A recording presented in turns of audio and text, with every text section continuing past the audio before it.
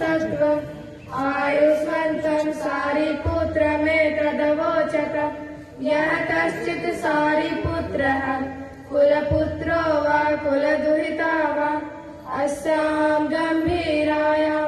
प्रज्ञापारमितायां शर्यां चर्तुकामः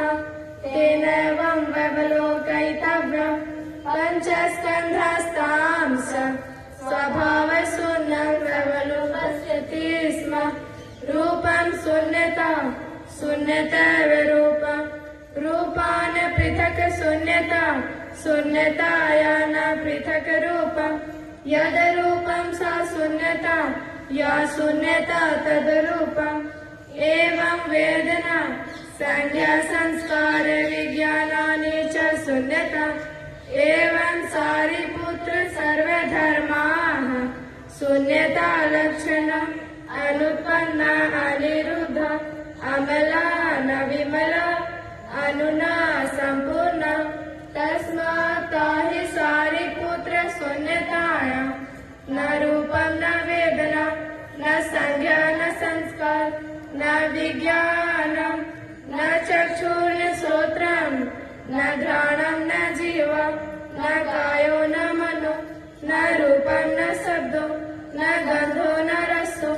न स्पष्टव्यं न धर्माः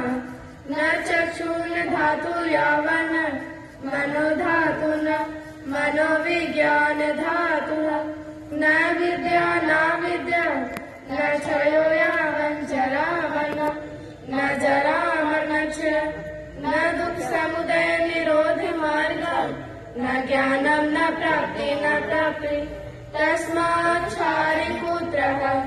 अप्राप्तित्वेन बोधिसत्त्वानां प्रज्ञापारमितामाश्रित्य विहरति चित्तावर्णं नास्ति बाधत्रस्तो विपर्यशान्तिक्रान्तो निश्चनिर्वाण व्यवस्थिता सर्वे बुद्धा प्रज्ञापारमितामाश्रित्य अनुतरम् सम्यक् सम्बोधिमभिसम्बुद्धा तस्मात् ज्ञातव्यः प्रज्ञापारमिता महामन्त्रः अनुतरमन्त्रः समसममन्त्रः सर्वदुःखप्रशमनमन्त्रः सत्यं मिथ्यत्वात् प्रज्ञापारमिताया मुक्तो मन्त्रः तद्यथा गते गते पारगते पारसङ्गते बोधि स्वाहा एवं सारिपुत्र गम्भीरायां प्रज्ञापारमितायां चर्यां चर्चितव्यं बोधिसत्त्वेन